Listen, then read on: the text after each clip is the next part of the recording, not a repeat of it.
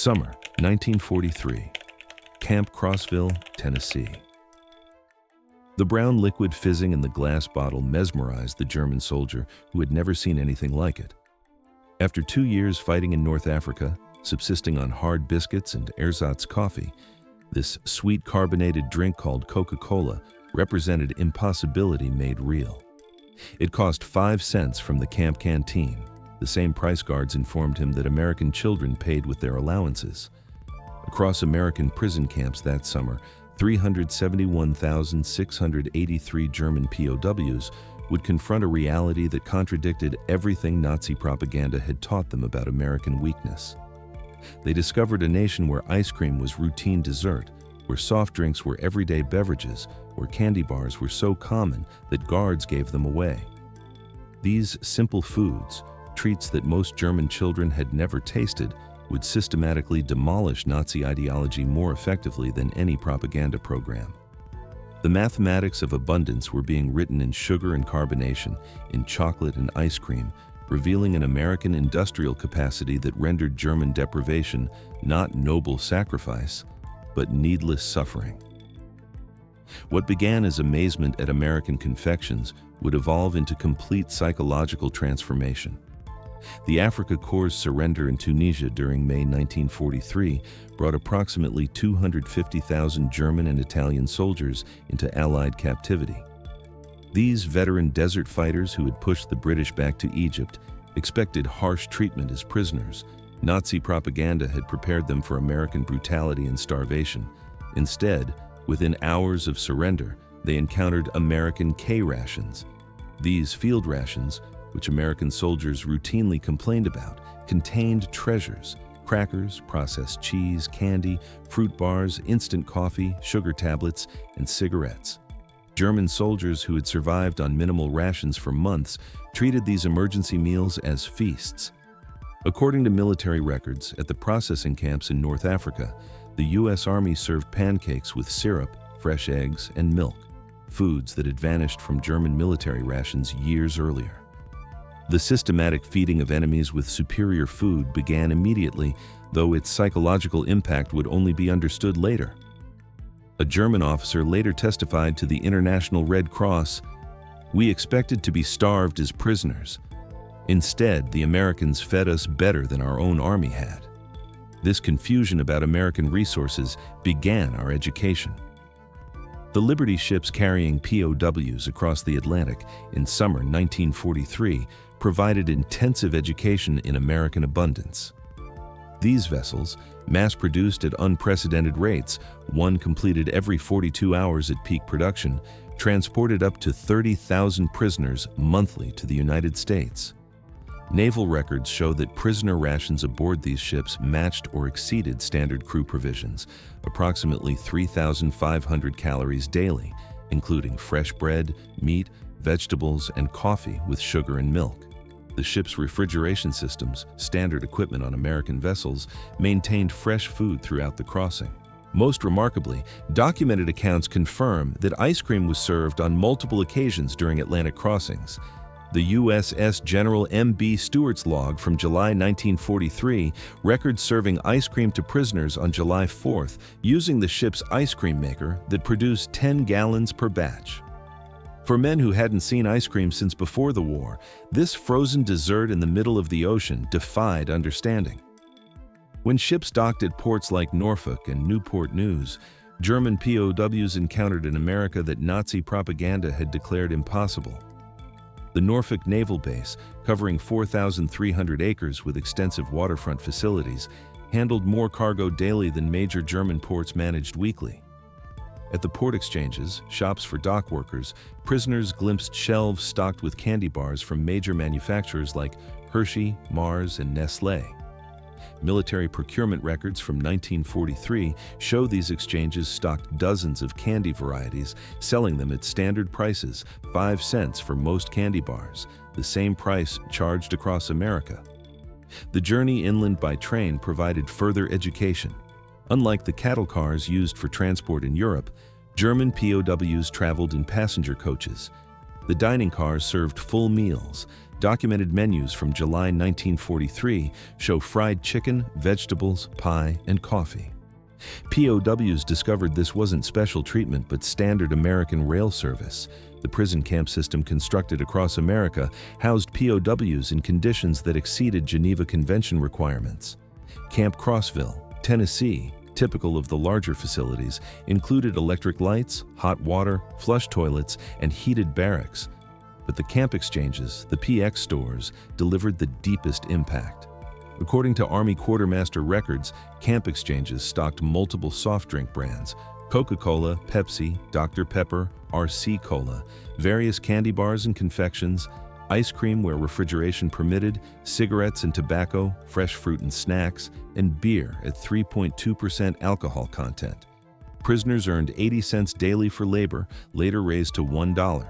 With candy bars at 5 cents and Coca-Cola at the same price, a day's wage could purchase 16 items, abundant beyond German imagination, where such products, if available at all, required special connections. Coca-Cola became the symbol of American industrial democracy. The Coca-Cola Company's wartime production reached remarkable levels. Company records show 5 billion bottles produced in 1943 alone.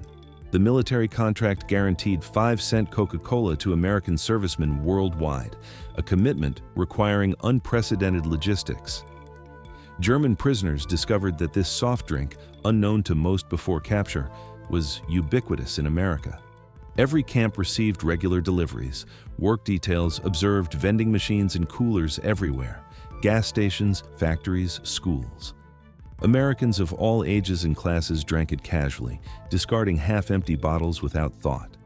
The standardization astounded technically minded prisoners. Coca-Cola tasted identical whether consumed in Maine or Texas. The syrup concentrate manufactured in Atlanta and distributed nationwide to bottling plants represented industrial coordination that challenged Nazi assumptions about American chaos. Historical records from the Coca-Cola Company archives confirmed that many prison camps received weekly deliveries of 200 to 300 cases, each containing 24 bottles. Camp Hearn, Texas, alone consumed approximately 7,000 bottles weekly during summer 1943. Ice cream in American prison camps seemed impossible to Germans who hadn't seen it since before the war. Yet, Army records confirmed that ice cream was regularly served in camps with adequate refrigeration during summer months. The military considered ice cream essential for morale, so important that specialized ice cream ships were built for the Pacific Fleet. At Camp Shelby, Mississippi, the July 4, 1943 celebration included ice cream made on site. Prisoners watched as hand-cranked freezers produced gallons using ice, salt, cream, sugar, and flavorings. The casual use of scarce resources, ice in July, cream and sugar for entertainment food, demonstrated priorities Germans couldn't fathom. By 1944, many camps had electric ice cream makers. The variety available, chocolate, vanilla, strawberry, butter pecan, exceeded what German ice cream parlors offered before the war. Prisoners could purchase ice cream bars for 10 cents, ice cream sandwiches for the same price, or cups of various flavors. Army procurement records show that larger camps ordered 50 to 100 gallons of ice cream weekly during summer months. The frequency varied by location and season, but prisoners regularly enjoyed this frozen luxury that had vanished from German life. Sugar consumption in American prison camps delivered a particularly powerful impact. In Germany, sugar was strictly rationed. Civilians received 280 grams monthly when available. In American camps, sugar sat in bowls on mess hall tables for unlimited use. Quartermaster records from 1943 to 1945 show camps receiving 100-pound bags of refined sugar weekly. Camp bakeries used sugar liberally. Cakes, cookies, and pies appeared regularly on menus. The mess halls sweetened coffee, tea, cereals, and desserts without restriction. One documented incident from Camp Aliceville, Alabama, illustrates the contrast. In August 1943, humid weather hardened several hundred pounds of sugar, making it difficult to use. Rather than steam and recover it as Germans would have, kitchen staff discarded it and ordered replacement supplies. German prisoners working in the kitchen were reportedly distressed by this waste. American chocolate consumption patterns revealed democratic abundance. Major manufacturers, Hershey, Mars, Nestlé, produced millions of bars monthly despite wartime restrictions. The military alone purchased 380 million pounds of chocolate products during the war years. Prison camp exchanges stocked multiple chocolate varieties. The standard Hershey bar, D rations, emergency chocolate bars, and various candy bars containing chocolate were available for 5 to 10 cents. Prisoners discovered Americans had preferences among chocolate brands, casually choosing one over another. Red Cross packages distributed monthly to prisoners included chocolate bars among other items. The American Red Cross records show that standard parcels contained chocolate or candy bars, instant coffee, processed cheese, crackers, canned meat, cigarettes, and soap. These packages supplemented regular rations, providing luxury items that exceeded what German civilians received as basic rations. Thanksgiving, 1943 introduced German prisoners to American holiday abundance. This purely American celebration demonstrated national coordination of consumption that dwarfed German organizational efforts. Army records confirm that all prison camps served traditional Thanksgiving dinner: roast turkey with stuffing, mashed potatoes and gravy, sweet potatoes, cranberry sauce, vegetables, pumpkin pie, coffee, and milk. The logistics required for providing turkey dinners to 425,000 POWs and millions of American servicemen worldwide showcased organizational capacity. The fact that German prisoners received the same meal as American soldiers emphasized a quality of treatment that contradicted Nazi racial hierarchy. Christmas 1943 brought unexpected generosity from American civilians. Church groups, civic organizations, and individuals sent packages to German POWs. The American Friends Service Committee alone distributed 50,000 Christmas packages to enemy prisoners. These packages typically contained homemade cookies, candy, toiletries, games and books, cigarettes, and writing materials. Local communities near camps often provided additional support. In Tonkawa, Oklahoma, townspeople delivered homemade treats to German prisoners at Camp Tonkawa. In Hearne, Texas, church groups brought Christmas cookies and candy to Camp Hearne. This civilian kindness toward enemies challenged Nazi ideology fundamentally. Americans who had family members fighting against Germany nevertheless showed charity to German prisoners, demonstrating strength through mercy rather than vengeance. As labor shortages intensified, German POWs worked increasingly outside camps, witnessing American food production firsthand. By 1944, approximately 100,000 prisoners worked in agriculture and food processing, gaining intimate knowledge of American abundance. In Michigan orchards, prisoners picked cherries destined for maraschino production, the bright garnishes topping ice cream sundaes. The volume staggered them. Single orchards produced tons of fruit for decorative purposes. At canneries, prisoners observed quality control that rejected perfectly edible food for minor imperfections. Del Monte records from 1944 show that approximately 15% of fruit was rejected for canning due to size irregularities or minor blemishes, typically diverted to animal feed. Sugar beet processing in Colorado and Nebraska revealed agricultural mechanization beyond German achievement. Single farms produced more sugar beets than entire German regions. Prisoners learned that American sugar production from both cane and beets reached approximately 7 million tons annually. The Office of Price Administration records show Americans purchased 74 pounds of sugar per capita in 1944 despite rationing, 10 times German consumption. Beyond Coca-Cola, prisoners discovered America's soft drink industry. Pepsi-Cola, Dr. Pepper, RC Cola, Orange Crush, and numerous regional brands competed nationwide. The variety itself, multiple companies producing similar products, demonstrated market abundance impossible under German-controlled economy. Bottling plants operated in every major city. The technology, carbonation, bottling, capping, labeling, was standardized and efficient. Single plants produced millions of bottles annually. The distribution network reached every small town, gas station, and grocery store. American soft drink production reached billions of bottles annually by war's end, dozens of bottles per American citizen yearly. This single industry's output exceeded entire sectors of German consumer production. Spring 1945 brought the final blow. As American forces advanced through Germany, German POWs in America watched newsreels of GIs distributing chocolate and gum to German children. These children's joy at receiving American candy their own government couldn't provide completed the ideological demolition. The contrast was stark. American soldiers advancing through enemy territory carried enough candy to give away, while the German state that promised triumph delivered starvation. Films of concentration camp liberations showed American troops sharing rations with skeletal survivors, demonstrating humanity toward victims of the regime German soldiers had served. Between 1945 and 1946, German POWs returned to a destroyed homeland. Many prisoners had gained significant weight in American captivity, while their families lost weight to starvation and German freedom. They brought knowledge of abundance to a land of absolute scarcity. Medical examinations showed German POWs generally returned healthier than when captured. They returned to families weakened by deprivation.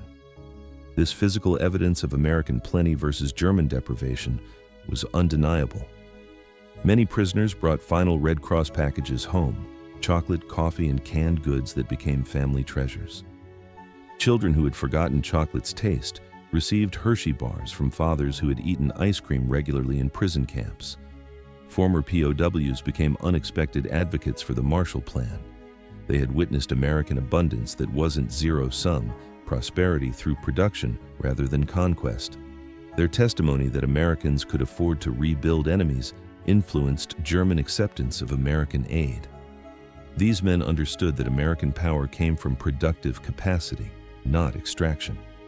They had seen a society wealthy enough to waste food while fighting a global war. This mental model, creation rather than conquest, shaped West Germany's economic approach. The German economic miracle of the 1950s was partially built on knowledge gained in American prison camps. Former POWs who had witnessed American production methods, distribution systems, and consumer abundance applied these lessons to German Reconstruction. They learned that mass production could make luxuries affordable, standardization enabled quality and efficiency, consumer abundance created political stability, and industrial democracy could outproduce authoritarian control. These lessons, learned through Coca-Cola and ice cream, shaped a generation of German business and political leaders. The transformation of German POWs through American food abundance is documented in military quartermaster records, international Red Cross reports, corporate production records, particularly Coca-Cola archives, POW correspondence, post-war interviews and memoirs, and academic studies, especially Arnold Kramer's extensive research. Kramer concluded that food abundance was central to ideological transformation. Casual American plenty accomplished what formal re-education programs couldn't: the demolition of Nazi superiority myths. The statistical summary is irrefutable. Average POW consumption from 1943 to 1946, daily calories 3,300 to 3,600, sugar 4 pounds monthly, meat 32 ounces weekly, milk 1 quart daily, ice cream served regularly in summer, soft drinks unlimited at 5 cents each. German civilian rations in the same period, daily calories 1,200 to 1,500, sugar 280 grams monthly, meat 10.5 ounces weekly, milk severely rationed, ice cream non-existent, soft drinks unavailable. These disparities weren't propaganda but measured reality. Enemy prisoners ate better than German civilians, proving American abundance extended even to defeated foes. The POW experience with American food culture influenced post-war Germany profoundly. Coca-Cola returned to West Germany in 1949, becoming a symbol of American alliance. Ice cream parlors modeled on American soda fountains appeared in German cities. Candy bars and chewing gum became symbols of recovery. Former prisoners often became importers of American food products, understanding their appeal from personal experience. They knew these products symbolized abundance, democracy, and modernity. The introduction of supermarkets to Germany in the 1950s was championed by former POWs who had witnessed American grocery stores. They understood that democratic abundance required new distribution methods, not just production increases. In post-war interviews and memoirs, German POWs consistently identified food abundance as transformative. One former Africa Corps officer said in 1975, "We expected to defeat a weak, divided America. Instead, we found a nation that could give ice cream to enemies. That's when we knew we had lost more than a war. We had lost our entire worldview." Another veteran, interviewed in 1985, recalled, "My first Coca-Cola was like drinking the future. It was sweet, fizzing, completely unnecessary, and available to anyone for a nickel. That drink contained everything Nazi Germany wasn't: abundant, democratic, joyful." These testimonies confirmed that American food abundance achieved what military defeat alone couldn't: complete ideological transformation. The men who arrived as Nazi warriors left as witnesses to democratic prosperity. Historians recognize the German POW experience in America as remarkably successful re-education through abundance rather than propaganda. The program succeeded because it relied on observation rather than instruction. POWs saw American society functioning at peak productivity while treating enemies with dignity. Food was crucial because it was universal. Everyone understands hunger and satisfaction. Weight gain and health improvement were visible. 3 meals daily plus canteen purchases contrasted with German deprivation. Every meal became a lesson in American industrial capacity. Every Coca-Cola demonstrated standardization and distribution. Every ice cream sundae showed that abundance could be democratic. Children of POWs grew up hearing stories of American abundance. These stories, initially unbelievable, were validated as West Germany recovered and American products became widely available. The mythology of American plenty, born in prison camps, shaped generations of German-American relations. Many POWs' children later studied or worked in America.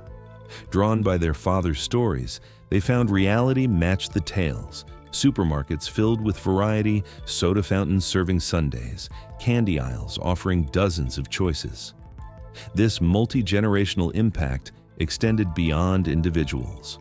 West German business culture absorbed lessons about consumer abundance, standardization, and democratic markets. The economic miracle wasn't just about production, but about creating abundance for ordinary citizens. Today, McDonald's operates over 1,400 restaurants in Germany. Coca-Cola is ubiquitous. Ice cream is ordinary. The transformation from scarcity to abundance initiated in American prison camps is complete. Yet, the historical lesson remains powerful.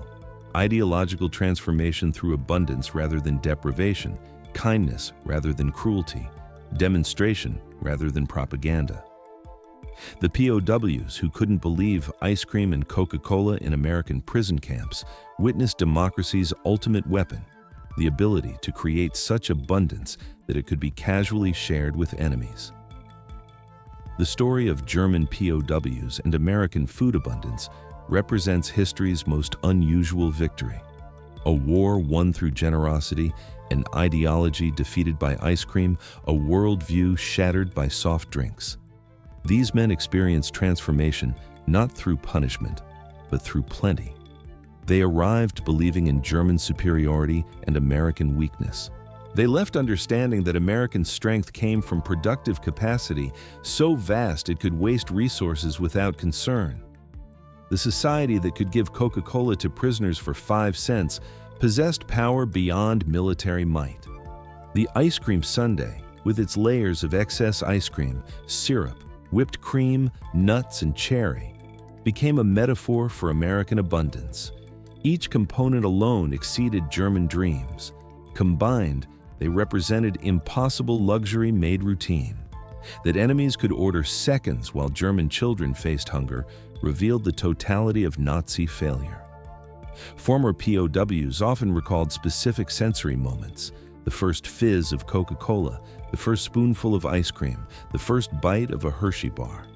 These memories carried more power than any argument. They had tasted democracy, and it was sweet. The transformation was complete and irrevocable. Men who had marched for the Third Reich returned as apostles of abundance, carrying home the message that prosperity came from freedom, not conquest. In the end, The Coca-Cola bottles and ice cream dishes served in American prison camps achieved what armies could only attempt: the complete transformation of enemy hearts and minds. The POWs who couldn't believe such abundance existed became its greatest witnesses, carrying home the truth that democracy tasted like chocolate and freedom fizzed like carbonation.